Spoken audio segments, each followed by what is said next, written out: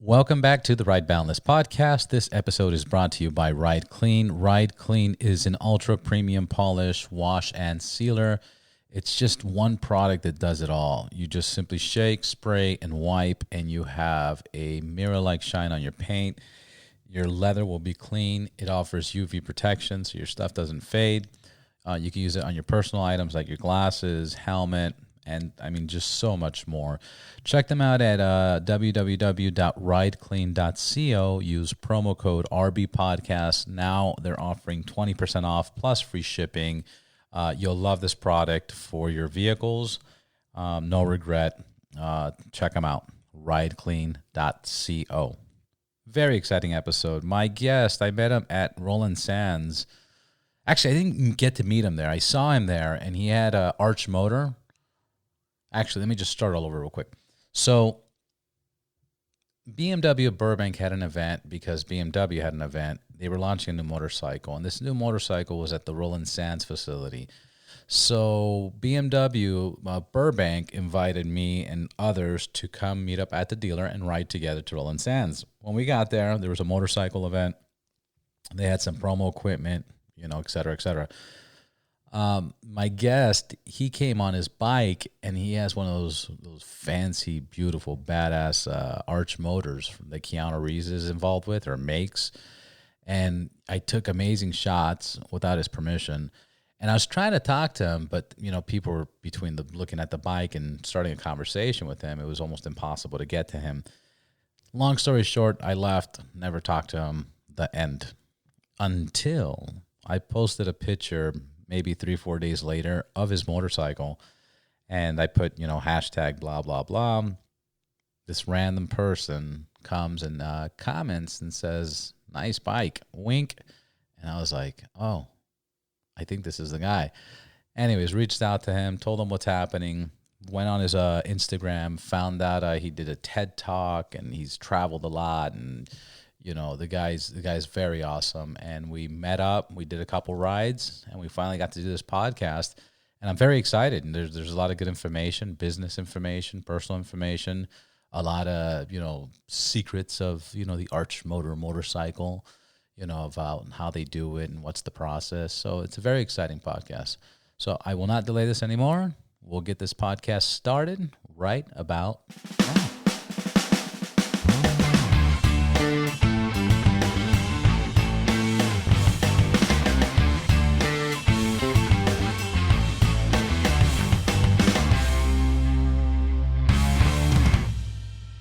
Kai, thank you for being here. Thank you for being part of this. Pull the mic closer. There we go. Yes, it was a tremendous fun and pleasure writing originally, and I guess now I am in this amazing man cave studio that obviously has been put together with a lot of effort. Thank you. Yeah, a lot of TLC. And it was kind of just put together randomly. It was really one day to the other. I just knocked it all out. Yeah.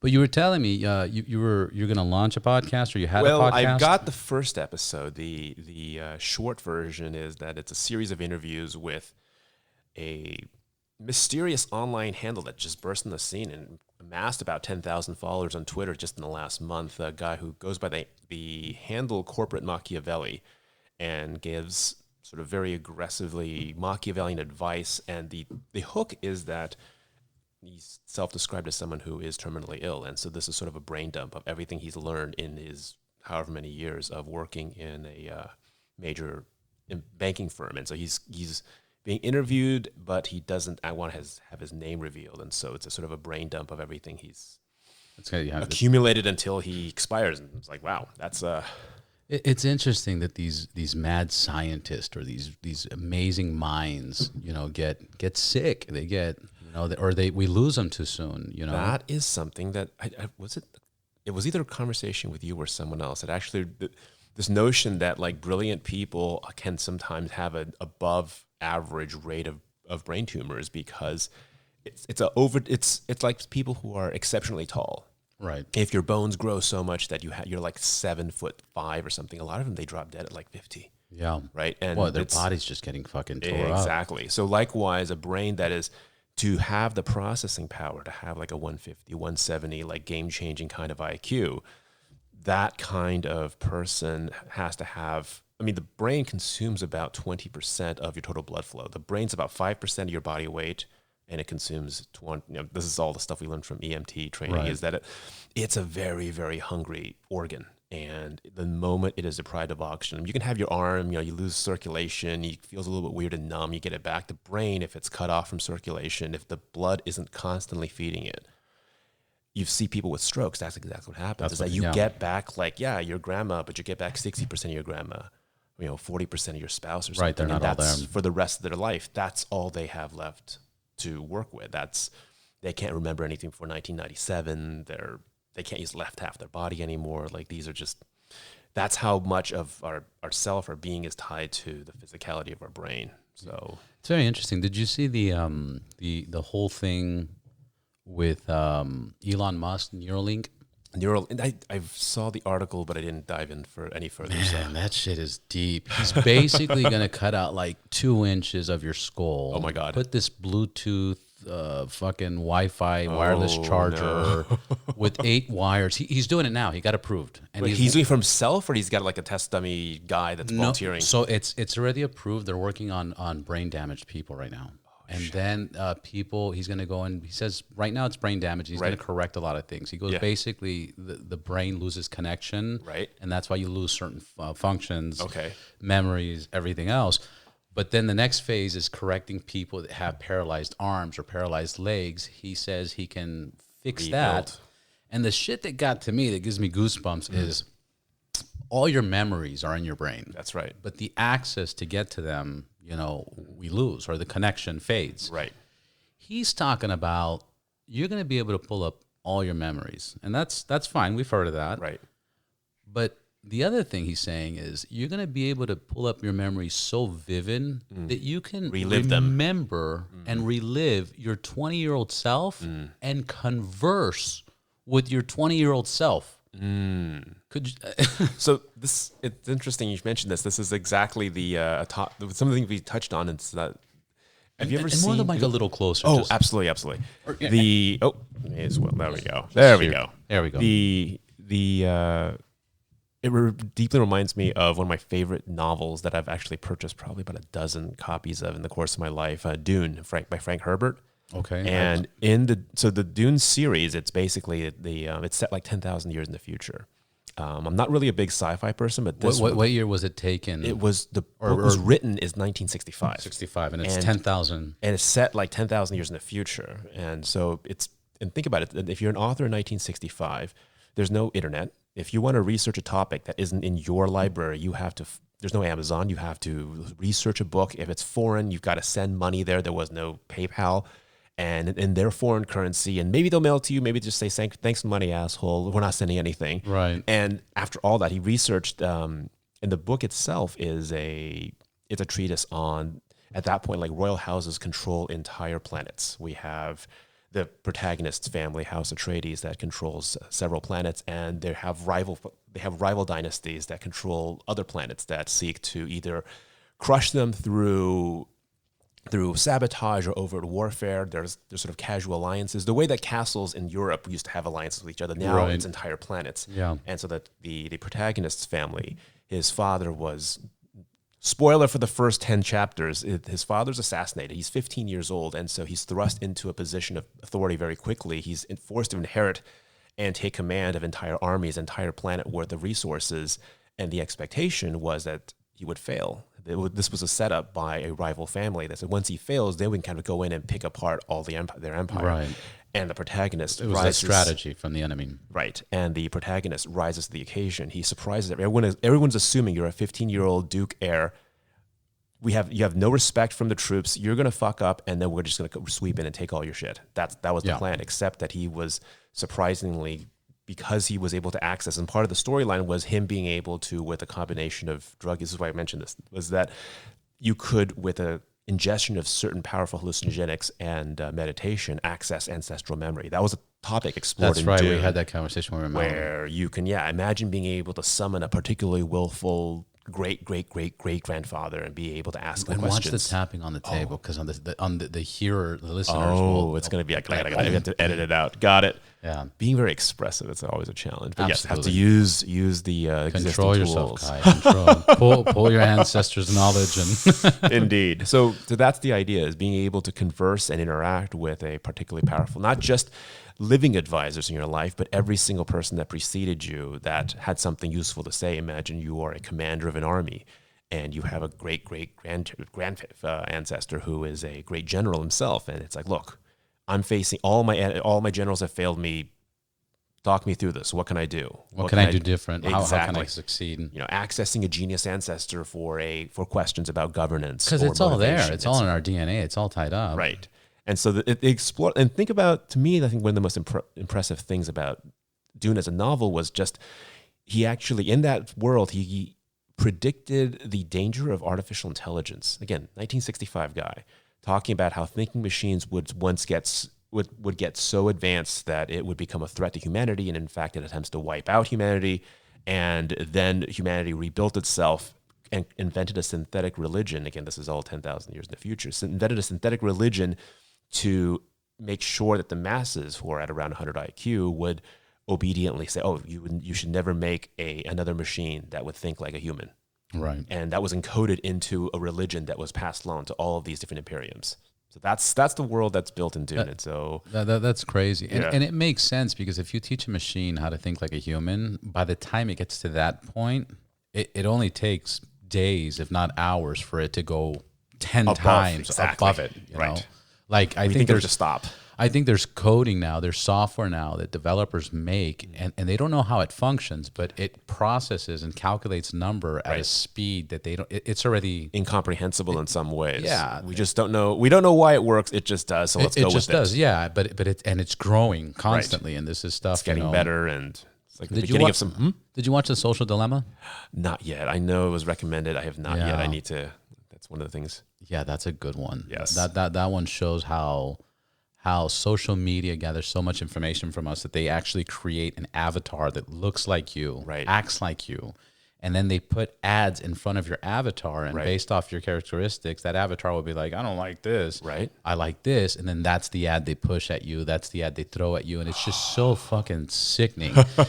And then the other part is it's going into kids. You know, kids, like they don't know. The kids right now, 10, 11, 12, 13, 14, are the first generation going through all this technology and dealing with it, and how it affects them emotionally, how the bullying works, how they're being, pushed in front of 5,000 people and being judged in front of 5,000 people. And now you want Unprecedented, right? Yeah. I mean, think about it. The average human history, our brains are evolved to deal with a handful of other 5-year-olds, 6-year-olds, 7-year-olds. Right. I mean, you have a cohort. You grew up in a cave. Like, this is how humans have lived for tens of thousands of years. And now all of a sudden, all these new ways of interaction are being jammed, and clearly, like, Right. a lot of people are getting damaged. They're damaged, and people don't understand. We weren't made to be judged by 1,000 people, by 5,000 people. 13-year-old boys are not supposed to have infinite access to every single naked form on the planet, and yet now It's they insane. do. Yeah. And you think that's not going to affect the way they grow up, think about, mature into an they're adult sense of social. healthy.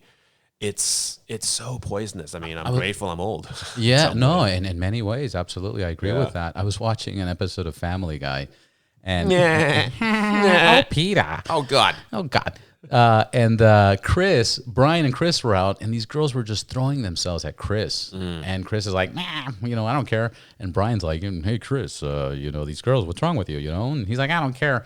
Anyway, so he can't figure it out. He's like, are you gay? Right. Or like, what's happening? Right. Anyways, he opens up his computer screen. He's got like 40 windows playing porn at the same time. Oh. He's like, you can't do this. This is Right. fucking insane. Right. Yeah, the amount of information and access is absurd. And I think it damages us in ways that prevent us It from having weakens us. It weakens healthy us. relationships. And that's one of those things that I think we were spared the worst of it, I think, at my generation. But I look at, like, imagine growing up and you're 25 years old now. Like, that meant that you already had broadband when you were 10. The Right. kind of stuff that you were looking for that you could find at 10, 11, 13, all of that added up together. And how it affects your brain versus, I know my sequence of being exposed to the female form, and it was like you had to work for it. Right. You had to be funny Right, and charming and you had to not deal with- rapey, but and you had also to not deal- too timid yeah. and all that shit, right? Deal And with rejection, embarrassment. Yeah. save up money, take them out. It was a process. Now it's left, right, left, right, left, right. Or not that. That's to even interact with a person. You can just simply scroll on over to a preloaded site of just exactly whatever fetish Whatever you you have. want. Right. That's the thing that is really damaging. I think is that there's no that distance between reward and effort has been severed. I mean, I don't know if you've read those. It was a first year psychology book about a study in the 60s where they directly wired a rat pleasure center in their brain with a lever. And the idea was With the cocaine. No, nothing. That was just you had the pellets, and you can just simply anytime you feel like it, push this lever, and it will stimulate whatever the pleasure center is in the rat's brain. It was with cocaine. It was with okay. Oh, it was. It was with cocaine. They would hit the lever, and then they, cocaine would come out. and they would rather get that. They kept pushing the lever, and they didn't even eat. That Right. was if you only had that. Yeah. Okay, so we were the same setting. Okay, sorry. Right. And that was it. It's like you're sitting here completely a slave to, and so now it's short circuit. Instead of like pleasure being something you get from an accomplishment, you've tilled an entire field. You've done something that advances your caveman self's existence, right? Right. You've slaughtered a mammoth, and now you have meat for a whole month. Or a couple weeks max. You had no way to store no it. storage, right. But you get what I'm saying, right? I get Right. that kind of thing. Now we get that same sense of satisfaction from completing a level in a video game, from pleasuring yourself to a porn clip or something. It's the level of effort required to achieve even a sliver of those kinds of rewards are just completely cut off. And so why bother going out in the real world? Right. Why take the effort of rejection to talk to an actual living, breathing female or attempt anything? Everything is just delivered up to your screen at high speed and in 4K. Yeah, we get used to it, and then it becomes a pattern that we don't even know where it came from. Did you see the study on I think it was chimps or monkeys or apes. I don't remember which ones, but they put like 4 chimps or monkeys or apes, whatever, in a room, and there's bananas on top of the ladder. I heard this. Yeah, you know that one? And I know that one. Go ahead for the benefit of the listeners. Yeah, for the listeners. And basically, any monkey that tried to go up the stairs, they would just spray the room with water, and they would all get wet. Yes. And then they would try second, third time, and they would spray it with water. And then after this, any of the monkey or apes that try to climb up there, the other monkeys would kick its ass. Right. Then they take one out, bring in a new one. The new one, curiosity. Anyways, they continue doing this until it's 3 new ones that have never even tried to climb the stairs. Right. And social pressure would keep them all from like, no, it's forbidden. I don't know why. It's just is. Just shut up. Yeah, and a lot of religions and cultures. Very similar. It's like, well, what is the reason for this exactly? No, don't ask questions. Don't How ask. dare you? Yeah, what's wrong with you? Your Your grandfather would be so mad at you. Yes. Yeah. Something, right? So What do you think about, in Cuba, they just brought in Wi-Fi 2 years ago. There was no smartphones. There was no Wi-Fi. Adios, Cuba. Exactly. I would go to Cuba in 2016, 2017, and the nicest people in the world. Everybody's educated. Everybody has information. Everybody's social. Everybody's good. And I'm like, fuck, this is because, social media. They don't have social media. Now, I showed them, I even tried to show them, Snapchat. Right. I was like, look at this. And they're like, what's this? And I go, it's a app that you can put a filter and it filters your face. And they're like, mentira, that's mentira, which means lie. Yes. That's a lie. Why would you want an app that disguise your face? Right.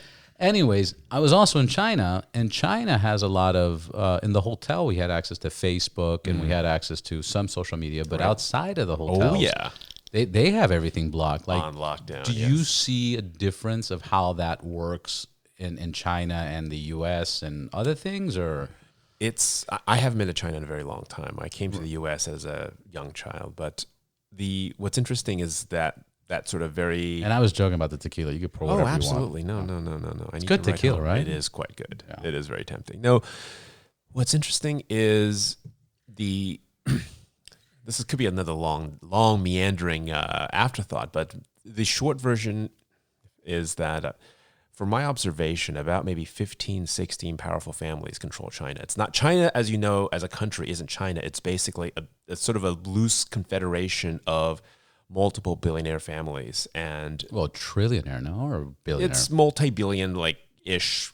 Who knows the exact amount? But very powerful families that have owned particular tracts of land for generations. And so about 15 of these factions exist, and there's sort of a medium-tier war amongst them right now. This is one of those things. This is that whole thing, Hong Kong. No, not even that internally. So Because Hong Kong was in some Hong Kong shit. is a separate And I heard issue. there was a lot of billionaires paying people to like start riots and fights. There's a lot of kind of like here. Yes, exactly, exactly. Similar forces. Now in China, depending on how you slice it, my completely unverifiable theory, but one that I believe very strongly is about 15, 16 families that control basically everything in China worth controlling, and they're in sort of a medium tier war with each other. Different factions coalesce. Like the current president of China, Xi Jinping, he has the support of 4 of these 16, 15 families. The other families don't like him, but there isn't enough of them to form a plurality to coalesce against anyone else. So they're kind of grudgingly forced to accept him because everyone else couldn't get their act together and say, no, we all want him out, and we 6 can agree upon this guy instead, and they can't. Everyone else has their own favorite they're pushing. So even though he has a minority, he's able to form the best plurality, and that's why he's in charge. Now these families, because they talk about these families in America as well, Yes. and they talk about the families that run the whole world, Yes. et cetera, et cetera, et cetera. How much pull do they have? Like A lot inside China. military wise, Yes. and that's what I'm talking about. Like, how much pull can they tell the military what to do? Can they tell what the police do what to do? Well, can they get any girl they want? If you control the intelligence apparatus, you by functioning control the military. You say, hey, that's a terrorist camp right there. Go blow it up. Right. If you can control what gets flagged as, hey, there's a terrorist camp, you don't need to actually control the military top down. You just simply have the ability to feed misinformation at correct times to eliminate anyone you feel like around the world using the mind of a developed nation. And so these are the kinds of things that are being fought behind the scenes in China. And the funny thing for me was that, and this much I can gather just by the fact that ChinaDaily.com, that's their official, like, Chinese government certified, like, this is what we want the English-speaking world to know about China, because they censor a lot of shit. So this is this is stuff we're okay with, like, white English speakers know about us. In China Daily, there are articles that have acknowledged that there have been something like in the last 10 years, multiple billionaires that have died in various very weird circumstances, right? We're talking about like so-and-so's Ferrari blew up, so-and-so's like 25-year-old heir to blah, blah, blah empires has a heart attack. Right. Like, what the fuck's going right? So-and-so's airplane blew up while it was on land. Yeah. While it was already landed. Yeah. It was like the multiple, like, very odd. And so this is that China Daily actually had an article about this, about how, we know a lot of our billionaires have been dying, but, what are you going to do? And that was the tone. It was like, wait, this doesn't make you curious. Like, the whole point of being a billionaire is to have everything, have like status, have bodyguards. If you're telling me that you can have $1 billion and still have an even chance of having a Ferrari blow up over some beef that you're not even involved with, like, what's the point of even being rich? And so that would be what I'm asking. But yeah, there's been like about 150, 200. The average age of death of a billionaire was something like 44. Whoa. Yeah.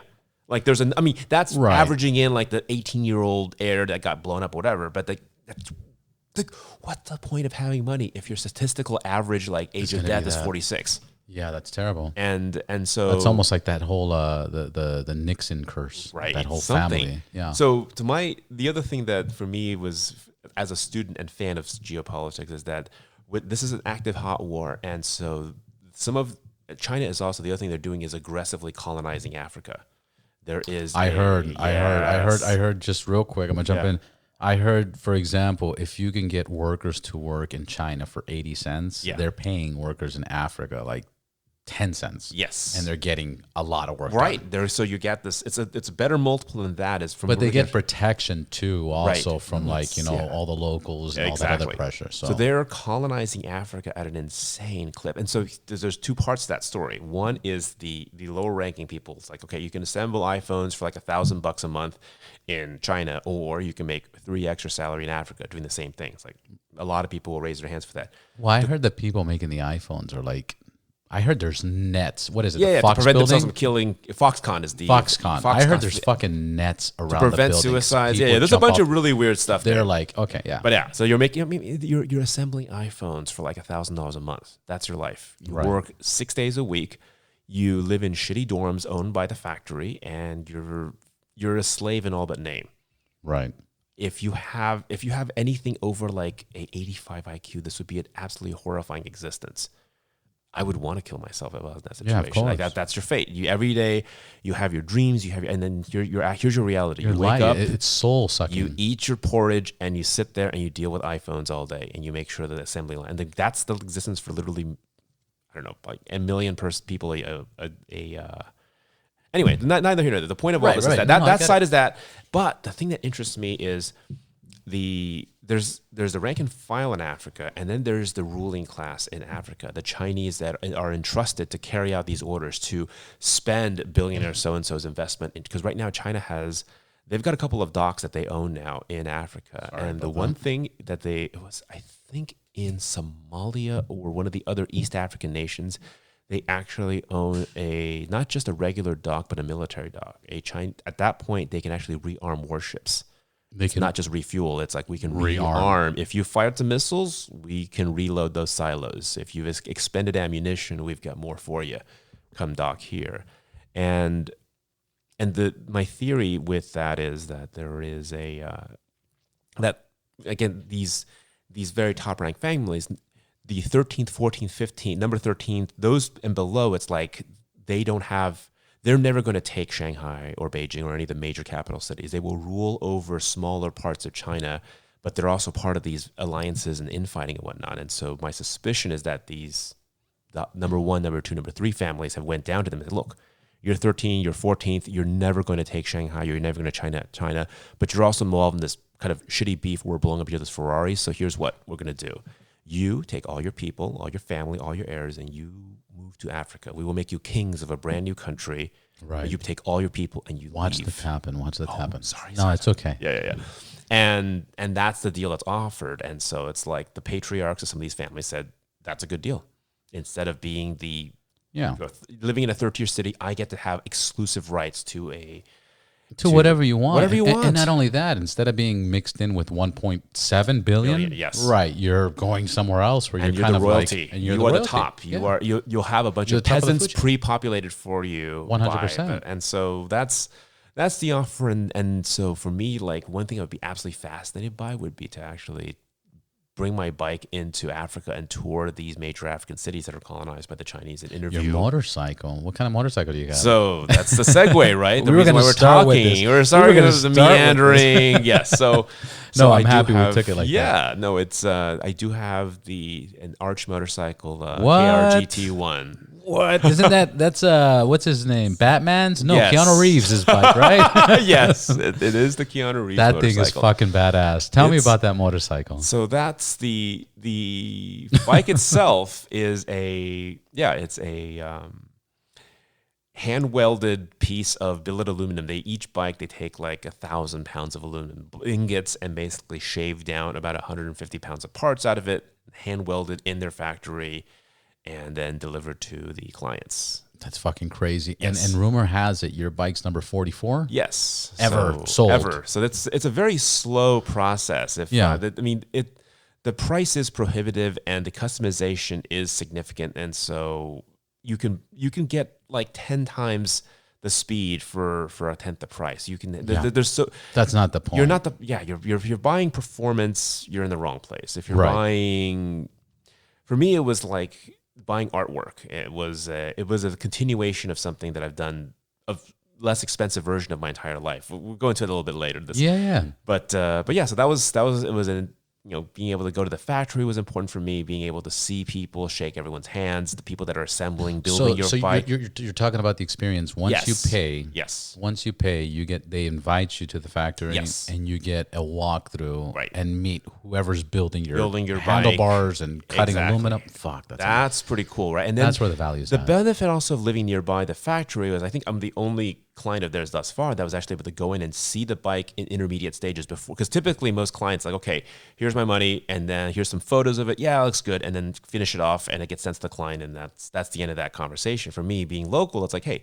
can I swing by on a Wednesday and I'll see like just one of my tank halves, like that's the only part that's built. You can actually look at it, handle it, and then hand it back to them. They give me the gloves, make sure I don't like mess it up before they deliver it.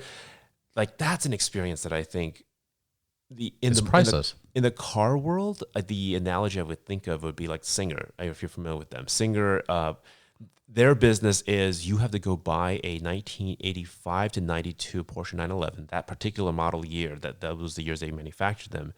And then you buy it with an active VIN, and then you give it to Singer, and you give Singer $500,000.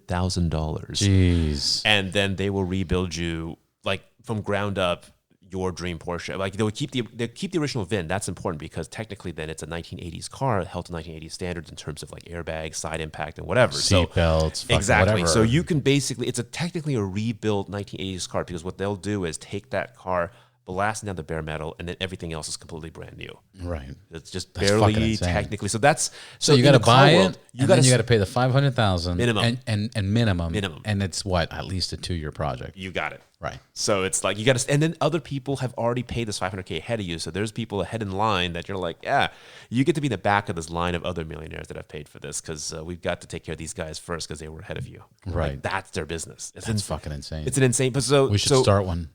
We'll start one tomorrow. But from my perspective, it's like Arch is like the Singer of motorcycles, except it's far, by that metric, it's so much more affordable. And that was my appeal. But even then, it was like, so the other benefit is that one does get invited to the owners' events once a year before COVID. And so the owner event, yeah. So what are the owner events? So the owner event, the only one I went to was in 2019. It's okay, well, we have your deposit, and everyone else is flying in their bikes because they have their own bikes. They're going to like ship in from wherever they're living in the world. Right. But you're technically an owner, but we haven't even built your bike yet. So we still want you to come along. Here's a key to one of the shop bikes. You want to meet up at this location? I'm like, how cool is the key?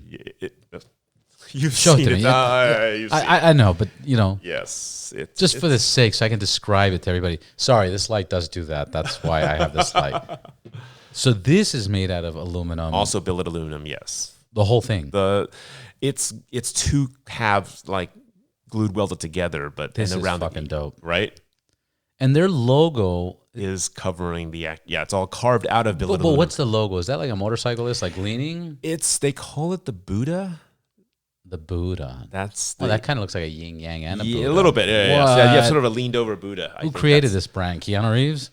So it was so again, the way it was described to me was that Keanu originally had a Harley Dyna that he wanted to modify the heck out of, and Gard Hollinger had a factory down in, I think it was Long Beach, wherever, where he would mod bikes. And so he would say, I want this mod, I want that mod, I want a bunch of different mods. And he said, yeah, I can do all that. Bro, they didn't know who Keanu Reeves was. Well, They're like, hey, dude, you should make your own motorcycle, buddy. No. It was more of like, the way it was described to me was that he, was like, okay, this is going to cost a lot of money. It's okay. I'll just keep funding until I get the bike I really wanted. And then finally he had what would have been the predecessor to the Arch KR-GT1. It was a heavily modded Dyna that was optimized for performance, for being able to take corners at ridiculous angles. And so that was the idea. And then Keanu said, oh, we would love to make more of these. And Gard, who is a very practical person, said, starting a motorcycle company is a terrible idea. I modify bikes, making them cost an absolute ton of money that I don't have. Right. And then he was like, well, actually, as a matter of fact, and that's motorcycle making money. Yeah. It's I feel like it's like being a modern day version of being a patron of the arts. These things in like the live to see finished.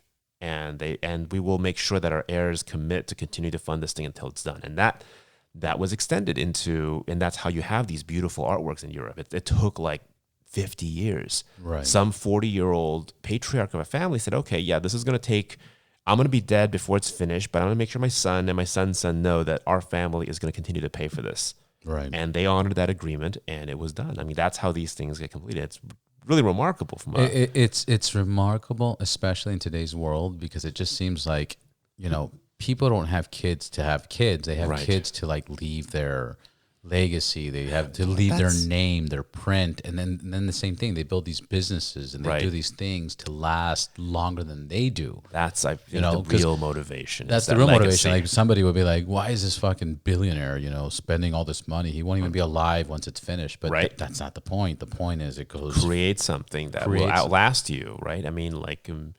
and this the tile ties into the some of the things some of the puzzles and dilemmas that were explored in Dune. I'm good, thank you. Trying to He was tempting with more alcohol, but unfortunately, I will have to be on a motor vehicle, and it would be a tragedy if this was the final recording. My rule, 2 wheels, 2 drinks. 4 wheels, 4 drinks, and don't put me in an 18-wheeler. That's good. That is my rule. I That swear. is really good. No wheels, no limit. I have a below average tolerance for alcohol. Like a lot of people of East Asian descent, every That's drink weird. hits That's like me 2. about as hard as 5 drinks for a white person. Right. Yeah. But Asians drink. Asians drink. I was in China. I drank this thing. They were saying it was like 3,000 to 4,000. Is Aijo? Yeah, baijiu. Yeah. It smells like feet. It's It's weird. Not. It's kind of nasty smell. It's Yeah, kind it's of very nasty. concentrated. Yeah, But man, that stuff gets you very strong. I Very, had it very served strong. at a Chinese wedding, and that that- very, very, very potent. Anyway, But yeah, the Chinese smoke and drink Yes. a whole lot. but they also it's a very weird. Yeah, it's And you're not. I apologize. I have to say this, but you're a giant for Chinese people.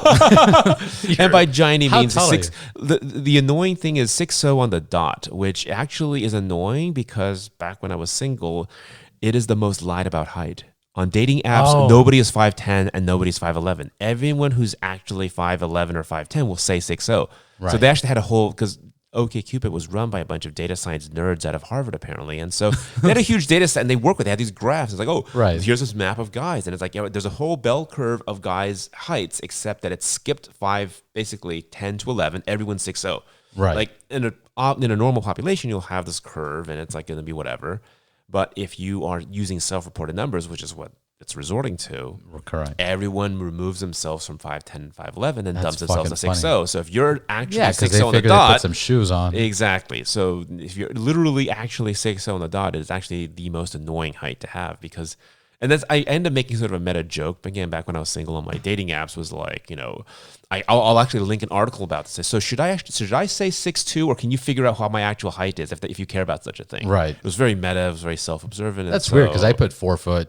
So when they meet me, like, oh, whoa, this guy's a fucking giant. Reversing expectations. That's right. Although the question is, I get less action, but yeah. So it's so that it was an experience of being able to get invited to a group of arch owners up in. That's where the value's at. The community. It's not X amount of money for a motorcycle. It's Right. X amount of money for a community. It's and for the experience. Yes. It's for. I mean, being able to meet others who are also. I gotta similar ask. event. I gotta ask. Everybody's gonna want me to ask. Yes. Do you get to meet Keanu Reeves? I did have a photo with him. It was very fun. It was. That's worth the money. Right there. Come on. One of the weird consequences, though, is that he has a. Again, I'm probably going to draw their attention now saying this.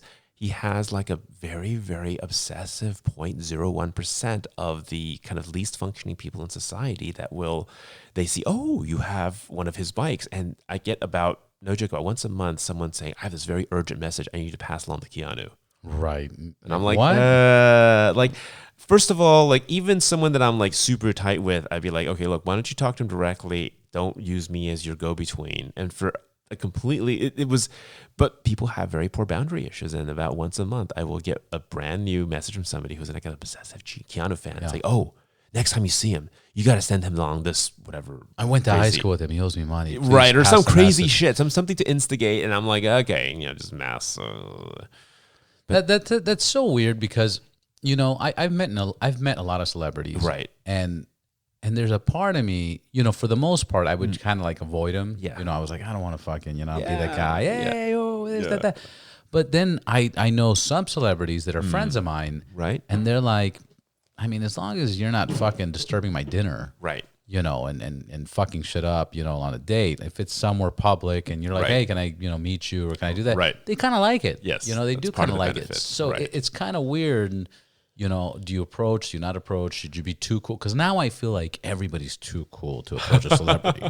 And then I don't know. I guess there's got to be a middle ground. Probably. I'm still working. I mean, I was a new guy. I mean, like at that owners event, that was the other thing was that it was.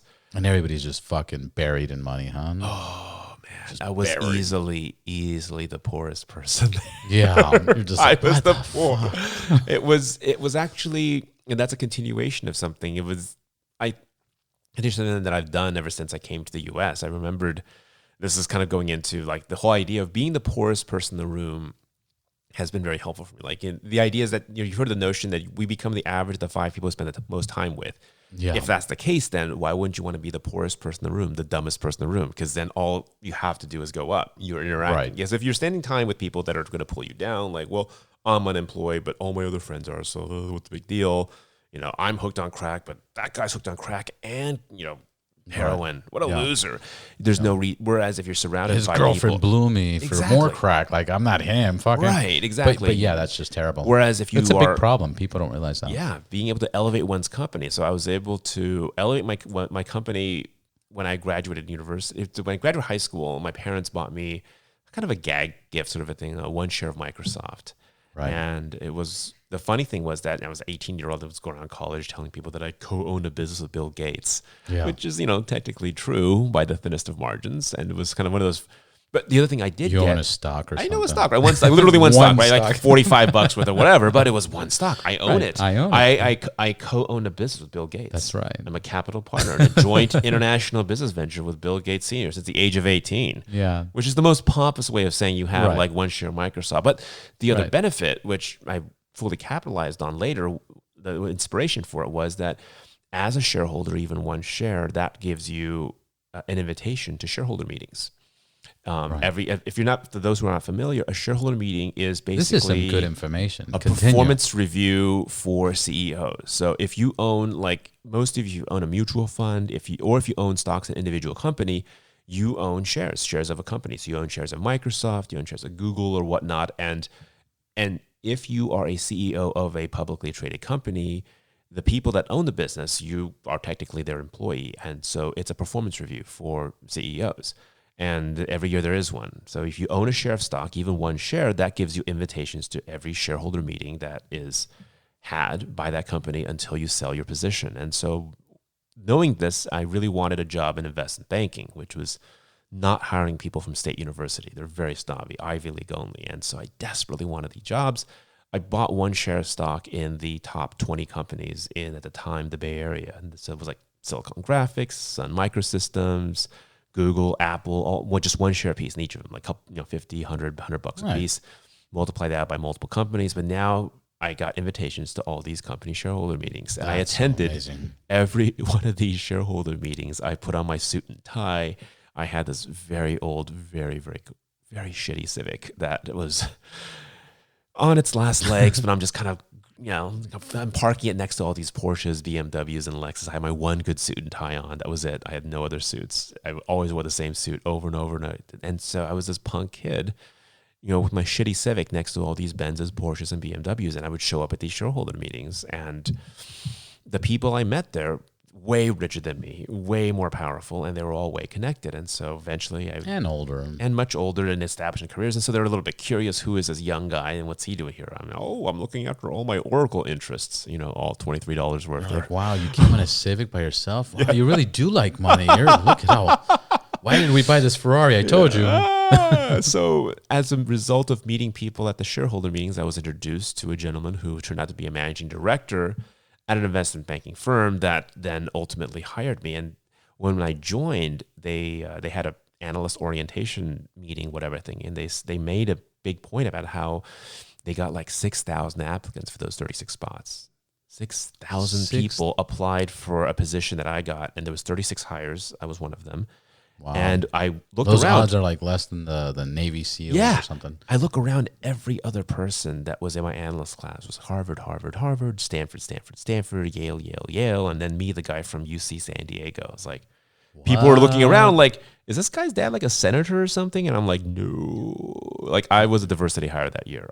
I clawed my way in. That's awesome. But that's amazing. That really is amazing. But that's sort of and every time I moved to a new city, back when I was working and moving for a while, I would figure out what the headquarters of companies headquartered in the city I was living in, and they just buy up all their stocks.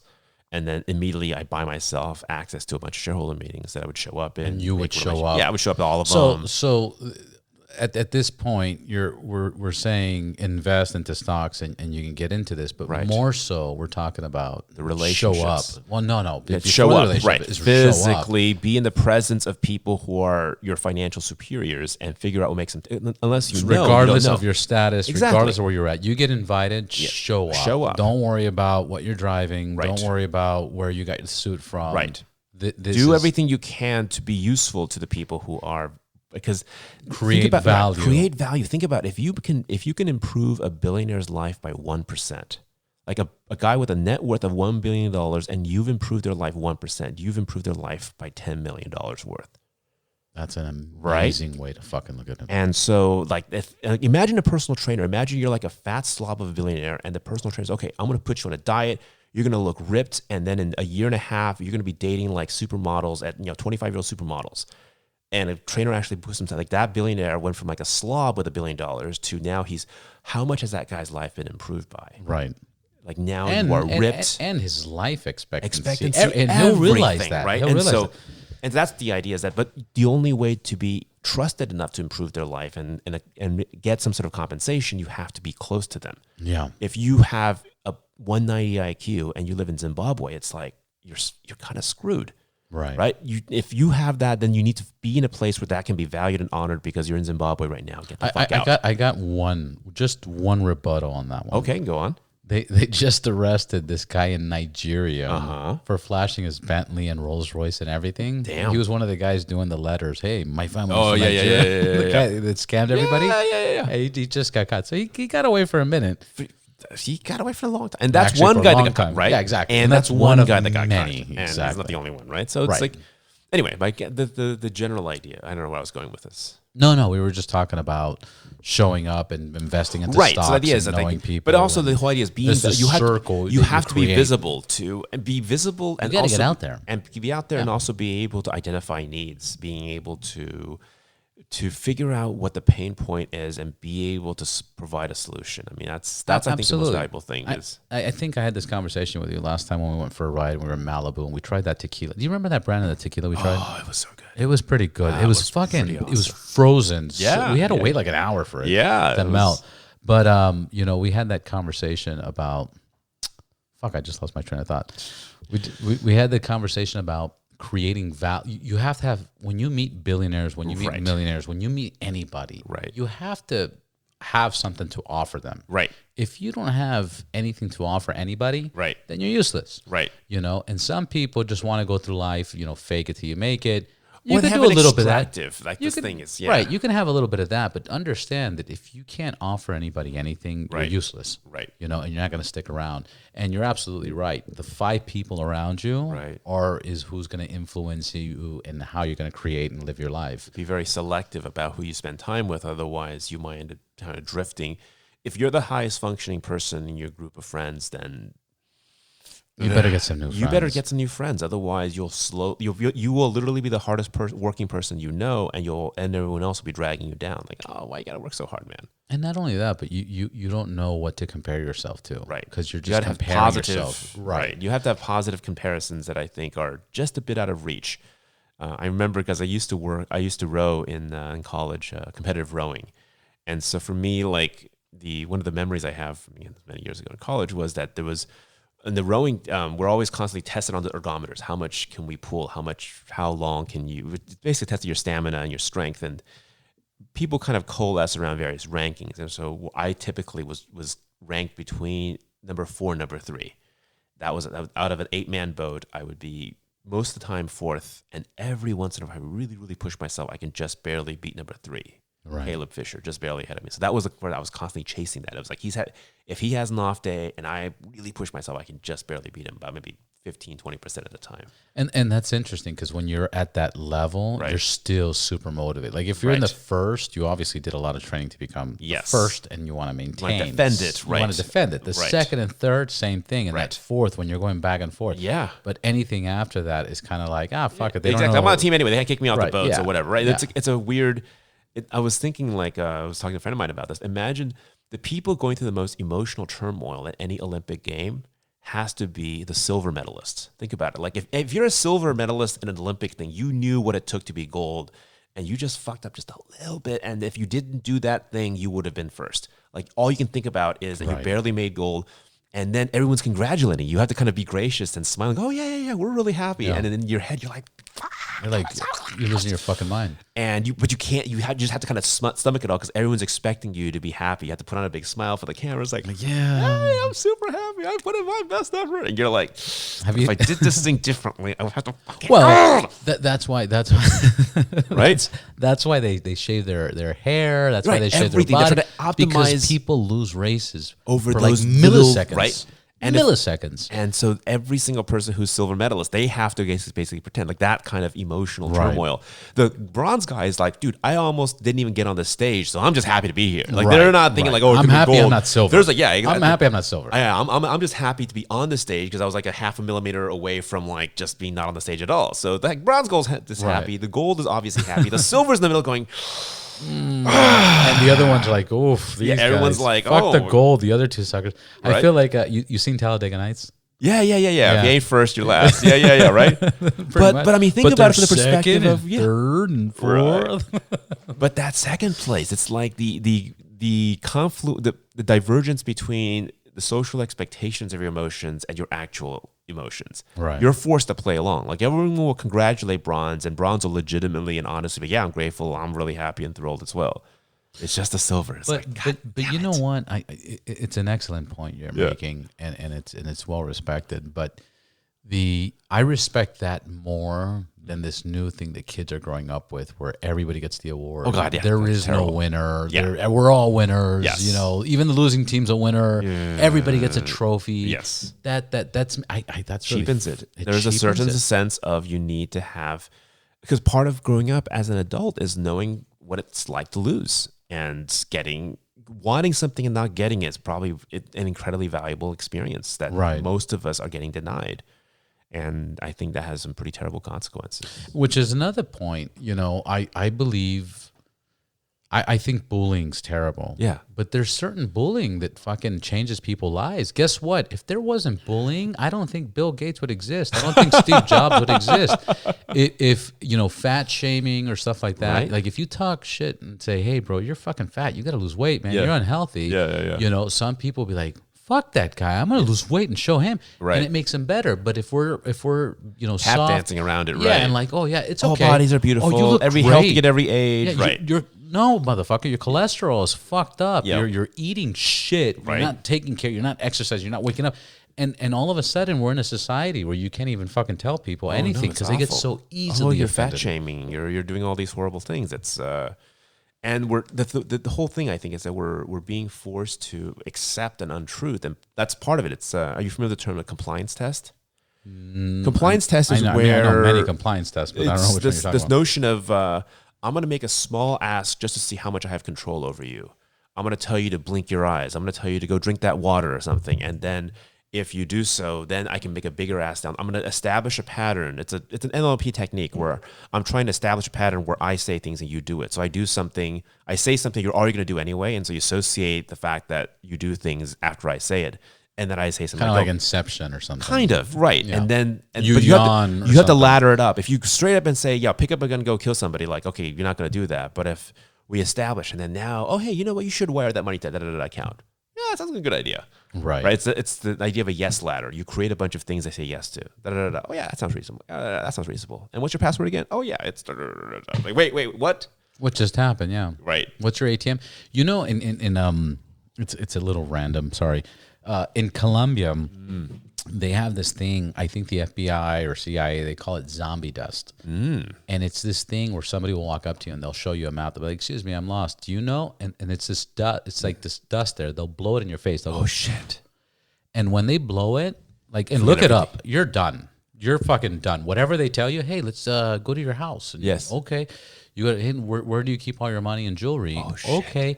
You can rape women. You can steal. You can go to you can make them walk to the ATM, put their card in, It's crazy. It's called zombie dust. But Yeah. anyways, that's a more extreme Yeah, thing. yeah, of what yeah, you're yeah. talking But it's about. like- but it exists. And Yeah. that shit's around. Wow. Yeah. Insane. So it's super fucking crazy. And if you're reading about it, that means it exists, which means it's not just people in South America. The CIA definitely has this.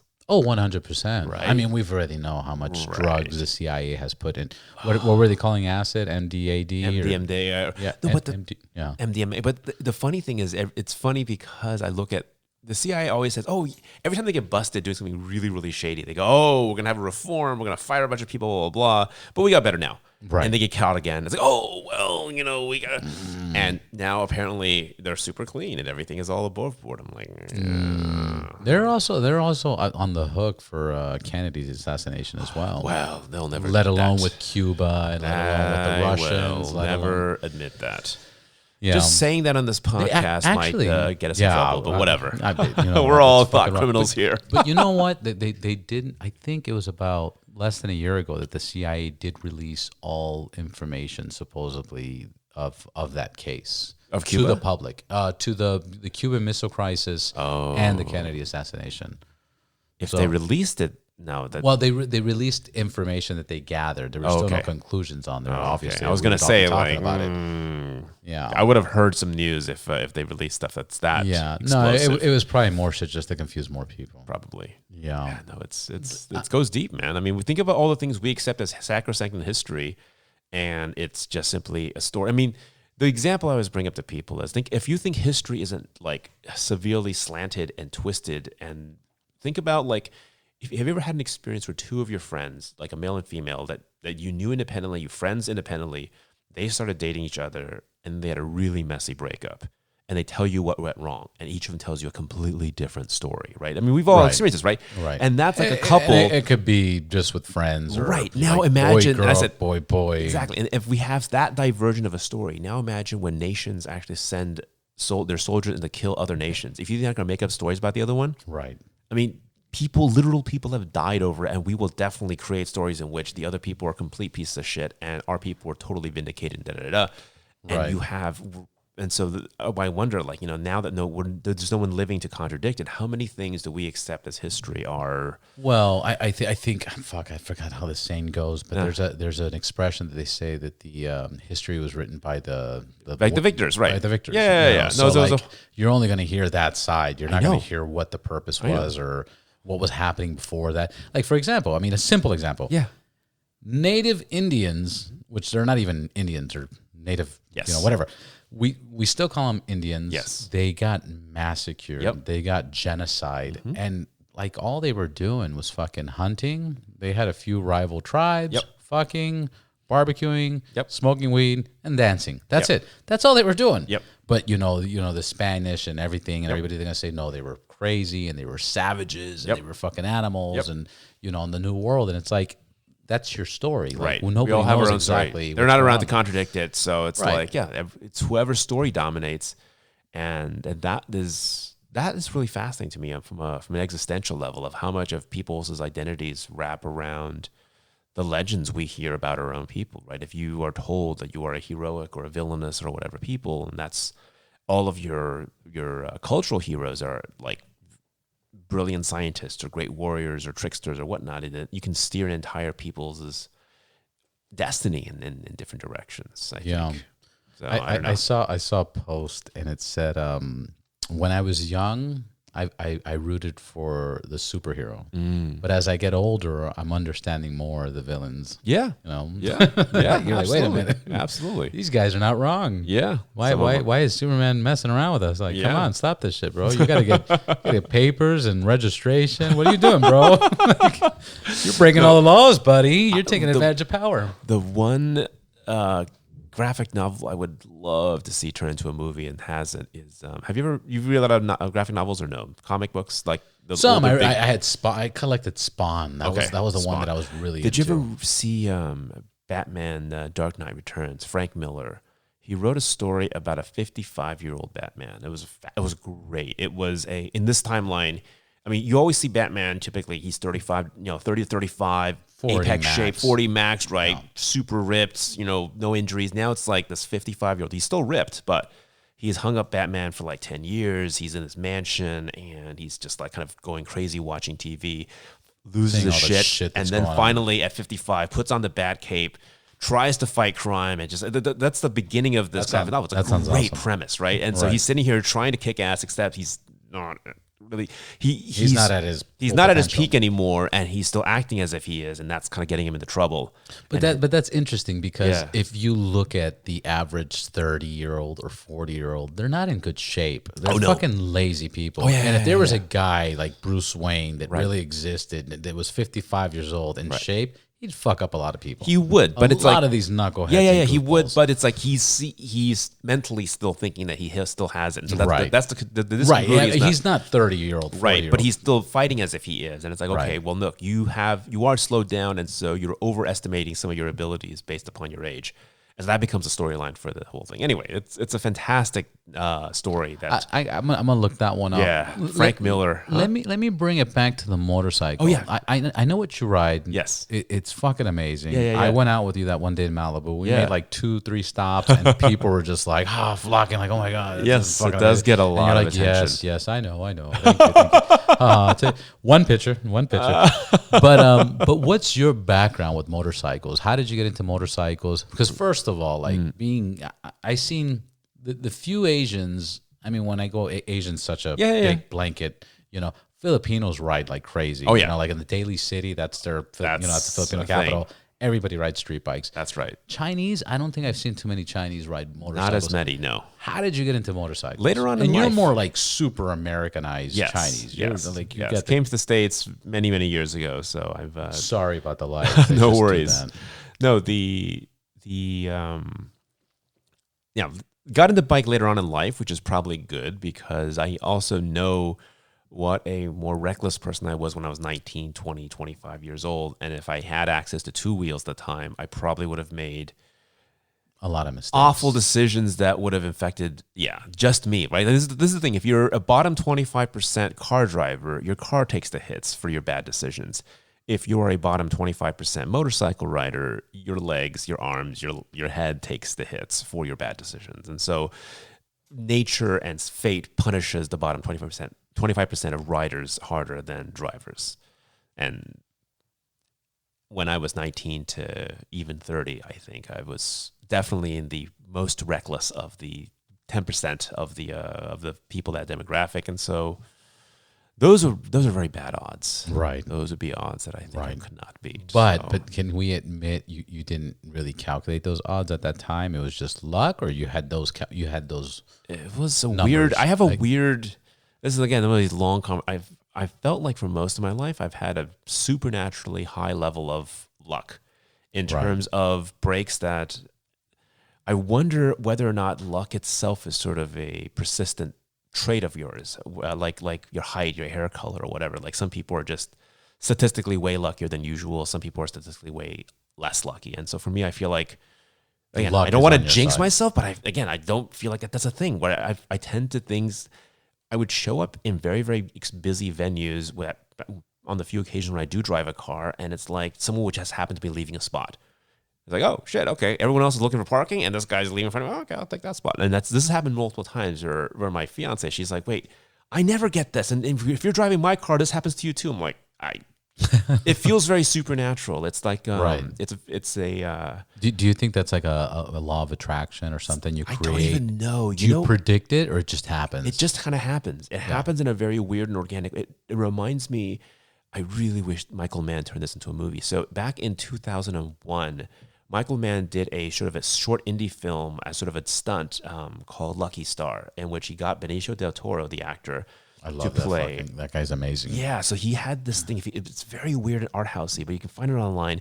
Michael Mann made a video called Lucky Star, where Benicio del Toro plays this mysterious world's luckiest man, and so he's got like the interest. He's a ridiculously successful stock trader because he is constantly making the right calls. And of course, everyone gets suspicious. He must be doing insider trading, something illegal. No one's right this often. And so that was a trailer. He never made a full movie out of it, but I'll show you after this podcast. It's a fantastic little snippet. That, I'll put a link also. Yeah. And that's how I feel sometimes. It's like just supernaturally lucky, and it's things that kind of can go a couple of different ways, ends up breaking my way more often than usual. And I say this because I know some people that are the reverse, people that are perpetually unlucky. I imagine you can think of someone in your life that's just like, man, every time something bad happens, if it's 50-50, you're just going to end up getting the short end of the stick, right? There are people that are just perpetually unlucky. So like if someone like me exists. You see both sides. Yeah, but it's like if someone like me exists, someone on the other side of it also exists. People that are just constantly getting unlucky. They parked 11 minutes in a 10-minute spot and the person just happened to be there, gave the ticket. Like, dude, I spent all day and, I got no ticket. And I walked right up as the guy was about to issue me a ticket. I was like, yeah, hey, since you get back to your car or whatever, I'll go to the next guy. Like, I've had this happen before. I've just dodged There's tickets. people that are like, I fucking can't stand the parking attendants. It's like, why not? Like, they're cool. They're right, very exactly. nice They never hurt They're me. hard workers. Yeah. Never hurt me. It's like literally, it's this weird. And the other thing also, I would say that I've been fairly lucky like this for a long time. And only now do I realize, like, man, I must have been an insufferable person to parent. Because if so, think about you were like difficult. Yeah, I mean, like typically, if you're a parent, it's like, okay, do this bad and dumb thing, and there will be bad consequences for you. Right. Except in my case, the bad consequences never came.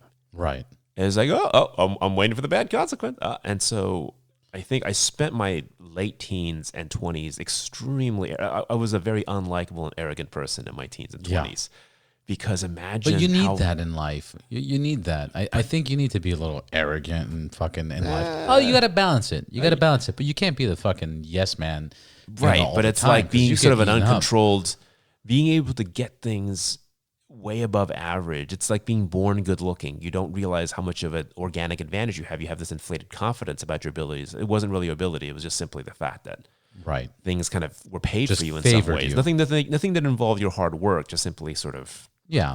Like there's people that can eat whatever they want. They look great. And there's people that no matter what they do, they have to kind of work a lot harder to keep pace. And they so have to like get it up there. Yeah. No, I kind of feel the same way. This is episode, I want to say 34. Okay. And the amount of times that I tell people on this podcast, which I feel like it's that lucky thing too, but I always repeat this: 95 to 98% of motorcycle accidents is rider error. Yes, and I hate making that statement because I get on a bike almost every single day. Right, and literally I'll have this conversation. I'll jump on the bike and it fucks with my brain for a second. I'm like, why did I just say that? You know, but you know, I've seen many motorcycle accidents. Yep, and again, 98 to right now. There's only 2 accidents that I know of that was like.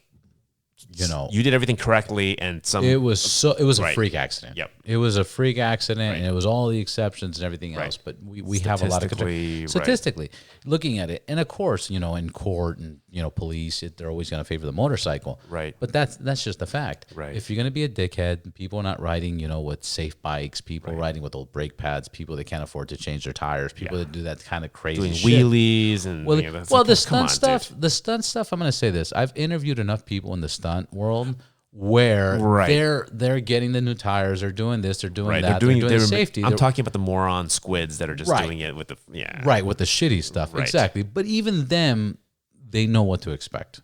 It's still their fault, 100%. That's the point. But they know what to expect. But I'm talking about the guy that's like, you know what? I'm going to take this turn. Yes. It says 30. Yes. But I'm going to take it at 50 because I'm on a motorcycle and it's cool. Yes. There's going to be an accident. There's going to be an issue. There's going to be a problem. And those are the things. I guess the 2 most popular accidents is the T-bone, where like for example, this guy came in a wheelchair. I used to work at Van Nuys Harley, like 11, 12 years ago. Okay, this guy comes in a wheelchair, and I'm like, "What happened to you, man?" And he's like, "Well, I was driving down Van Nuys Boulevard at a regular speed, and this car turns in front of me, and I crashed." And I'm like, "Okay." We service the police bikes, and I'm like, "Hey, what happened to so and so?" Yeah, he was going 60. On Van Nuys Boulevard. Yeah, and the car making a left, did not think this. Yeah, it's And the second one is turns. Right, most people crash on turns. Right, but that comes back to what you're saying. There's a certain luck thing. Right, that I think exists when I ride, when I get out there. Yeah, and I have some of that, and I think I can access more. It's just somebody planted a seed in my head one time I didn't like, and they were like, "You're lucky," and I'm like, oh, "Yeah, thank you." And they're like, "You do know luck runs out, right?" And I'm like, "Why'd you say that? Why'd you say that?" They're jealous. That too. That is my typical. But like, it was somebody actually close to me that said that, and I was people like, can "What?" be jealous when they're close to you, though. Sometimes, I mean, I don't know the exact relationship, but That's that's not an unheard of thing. I mean, that's a great point. One of my best friends. He is one of these fascinating characters that's like on the rise.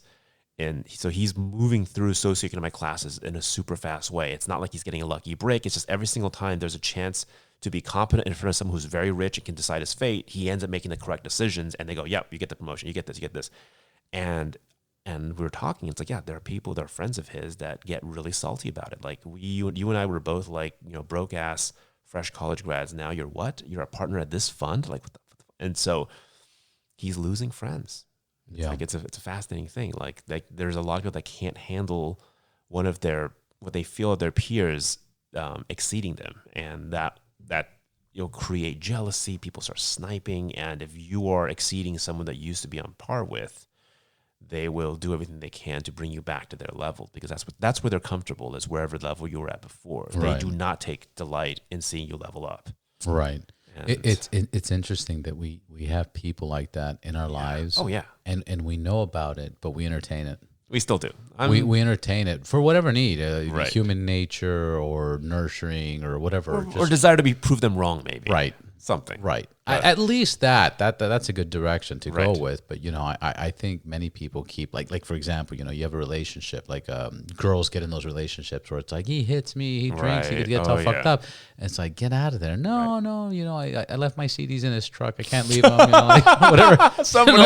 Whatever amended excuse. My slippers are there. Oh whatever. yeah. They fill in the fucking blank and they course. deal with it. But people forget relationships. Well, forget, boyfriend, girlfriend, wife, husband, whatever the case is. Yeah. But people do this at a certain level with friendship. And, yeah. and it's back to, this is an interesting podcast, because basically what we're talking about is jump on opportunity, Yes.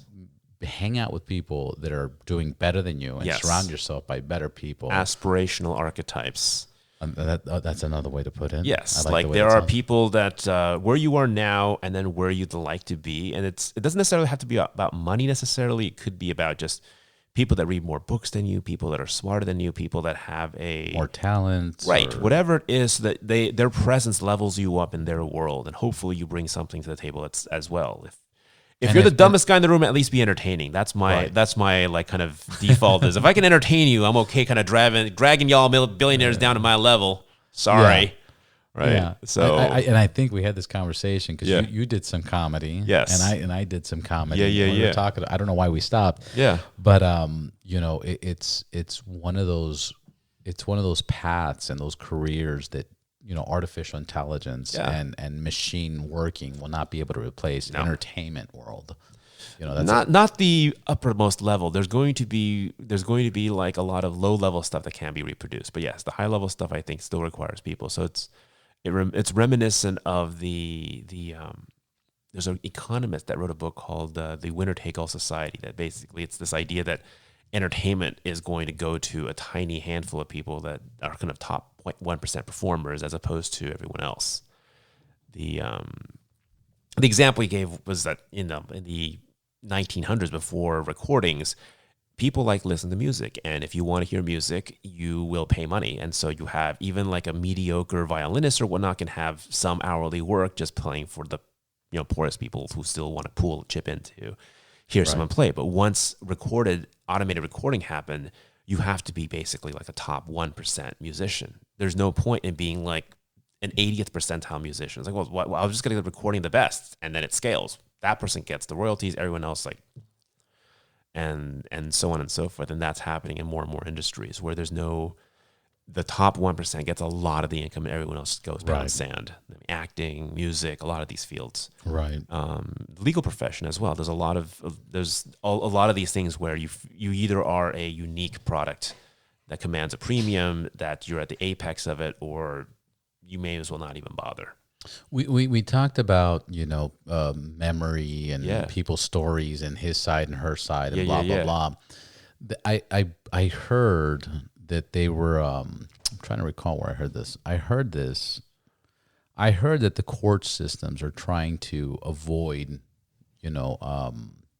witnesses For court cases. And the reason they're doing this is because they're realizing how flawed the witness the system human is. memory is. Oh yeah. Like you'll get this guy's a drunk. He was on the corner. He witnessed everything. Right. Yeah, the guy was wearing a black shirt. Like basically, there's many studies that if you get 1,000 people, you show them an ad. Right. By the time a week later, No one remembers the ad. Nobody remembers exactly what the slogan Right. was. Nobody remembers the brand. Nobody Right. remembers anything. So they're seeing how flawed the human. And yet, how much mind we trust it, and Like how the- much we trust it, Yes. so and so, Said it, because yeah. everything's hearsay, Right. Oh, you have a witness, Right. Oh, but so actually, so yeah. and so, so it's Fascinating. another interesting Oh my topic God. to come. Yeah, for sure. You did a TED talk, yeah. yeah, I saw that. Yeah. Can you describe it and how Short version is and as where a- to find it? Yeah, and what was it's, the title? it's on. Well, it's also linked on. I have a foundation called Citizen Medic. The domain name is citizenmedic.org, and the TED Talk itself is as a responder, as a first responder. My experiences twice, where as a civilian I had to administer first aid. Once successfully up in San Mateo, and then once unsuccessfully in Yosemite. Talking about that from a perspective of how important it is for people to learn basic wound care and CPR. And so that's the base of the foundation as well. So that's if anyone is curious, that is the domain name, citizenmedic.org. Yeah, and it's important. I used to live in Santa Cruz County, and in my teens, I was I was a lifeguard for the YMCA. So you had to go to the, And then later on, I became a lifeguard on the beach in Santa Cruz. And one of the things that stuck out was, one, my life wasn't to save people's lives, not to get to that step yet. Right. My life was to prevent it from people get to that getting point. to that point. Right. You see a weak swimmer, you see somebody that can't, deal with rip current, Right. Anything. Preventative. Be preventative. That was the whole point that I Right. learned from anything. You need to prevent situations. Right. And then the second thing was, this tequila. Ah. The second thing that God damn it, I totally blanked on that. No, I was thinking You got to prevent. it's preventative. God damn it. Gosh darn it. And it's a point that I make all the time. I completely made a blank. I was thinking from the perspective of imagine that for law enforcement as well, how much you could do if you were able. That was the point I was going to make as soon as you finished your thing. Right. Was thinking about sort of law enforcement is there after the law is broken. Is there a way to steer behavior before law breaking occurs? Hey, listen, man, I see the path you're on, and Right. pump the brakes a bit there, kid. Well, I think now they're trying to pass that the training police officers get is not enough training. I get it. They need more training consistently all the time. It's a difficult job. I mean, a friend of mine. I'm sorry, it just came back. Oh, The good. two things that picked up is one, prevention. Yes. Two, when there's an emergency, like you talked about in your TED Talk, Yes. which I strongly recommend everybody to watch, and I won't Yes. discuss.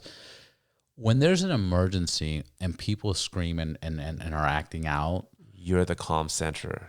not only that, you need to be control center. So, for Right. example, when the typical situation, somebody's having a heart attack and somebody will scream, Right. somebody call 911. Yes. People have to understand that means nothing. Right. Because everybody's assuming that Someone somebody else else is is gonna do it. calling 911. Right. So what I learned in my first day of training Yeah. and from there on out is you need to point at somebody. Yeah.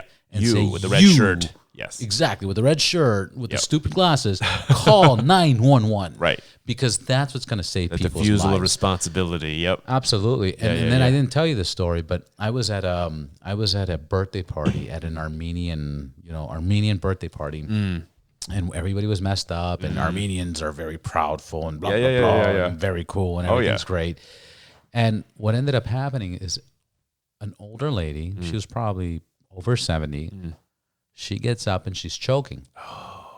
These guys, like I still get goosebumps about it. These guys, like from like, yeah, we're confident. They fucking turned into little kids. Oh my they God. had everybody was running around. Everybody was running outside. I ran up to her, did the little knuckle to the belly button, grabbed her, picked her up, pop. It popped out. Nice. And I saved her life. They Nice. gave me like unlimited tequila for like a year. Well, Thank you. This happened many years back.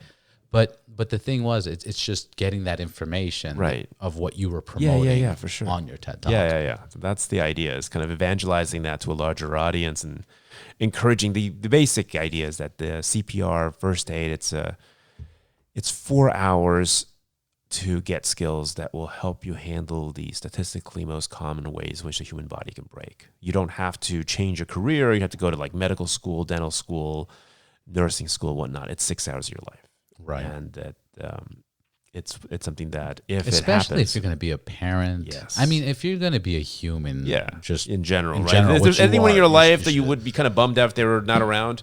If the answer is no, then okay, fine. I guess don't take a class. But if the answer is yes, then yes, please. It be to your selfish advantage to do so. Yeah, absolutely. Especially with children, because that's one of the first things that they teach you is how to deal with CPR or choking or any issues, and how to. It gives you peace of mind. Yeah. And I think most people slip away because the people around them, didn't know how to react, and they kind of ran away from the situation. Just that they were relying on something that has an inherent flawed rate. I mean, and the worst part, I think, for me, and part of the mission of the foundation is disaster preparedness, that emergency services works when about 1% of the population needs it. If there is an earthquake and literally 30% of a county needs medical care, there's a lot of people that are going to get nothing for hours. Right. Like that, wherever. Like that's the thing. It's something that big as even days. Exactly, right? People I mean, are dying. That's the reality, is that it can barely handle if just 0.1% of you get sick and need like a full ambulance and whatnot. If there's 3 spots and there's 2 ambulances, guess what? That third person, I don't care how severe you are, we're tied up. We're done. To bring it up right now. Yeah. I mean, hospitals are already at 90% capacity. Right. If there's an issue right now, and today, today's date? It's the 11th of December, 2020. And this is going to exist like this for the next 2 or 3 years. Yeah. That's a problem. Yeah. That's a problem. And people don't know how to react to that. So that's the thing, is the increasing amount of reliance, self-reliance, and resilience is something that I've been a big, passionate advocate of. So that's I think the one thing I want to kind of really drive home to the audience in terms of things. Think about like how much in your own home, if the power and the electricity were out, how long could you survive? And if the answer is I haven't even thought about it, well, think it through. Have extra gallons of water at home, have dry food. What if your fridge was unplugged? How much can you sustain yourself if you had to if you had to shelter in place? You know what I did with the whole little everybody flipping out? Yeah. I loaded up on almond milk. Nice. That has like a 2-3 year shelf life. Yeah. And protein shake, whey protein shakes and stuff. I was like, fuck it. I mean, not the healthiest calories, but okay. But it's still, calories that didn't I'll store survive forever. And I could get bigger and I get beat it, up I get people it. that don't have. I get it. Anyways, I get it. That's good stuff. Well, it's perfect. We did an hour and 20 minutes. Oh, we did. Nice. Yeah. So, and we got a good message out there. Yeah, absolutely. I wanted to pick your brain on COVID, but just we'll probably do another episode. Yeah, another COVID episode. Absolutely fine. That'd be a lot of fun. Yeah. Glad to be here. This was a lot of fun. I didn't know what to expect. We kind of meandered on a few fun topics, and we'll be happy to have it to be continued on this. We'll do it to be continued. And like I said, I just got the portable. Yeah. We can do it somewhere else. So we can do a ride to. These are really nice mics, though. I don't know if you can fit this into a bag. Oh yeah, I'll put them in a bag. Oh, nice. I got it. It's just this part. We'll figure it out. All right. Depending what we're riding. It's so nice. Kai, thank you so much. Tremendous pleasure. Cheers. Cheers. Until next time. Until next time.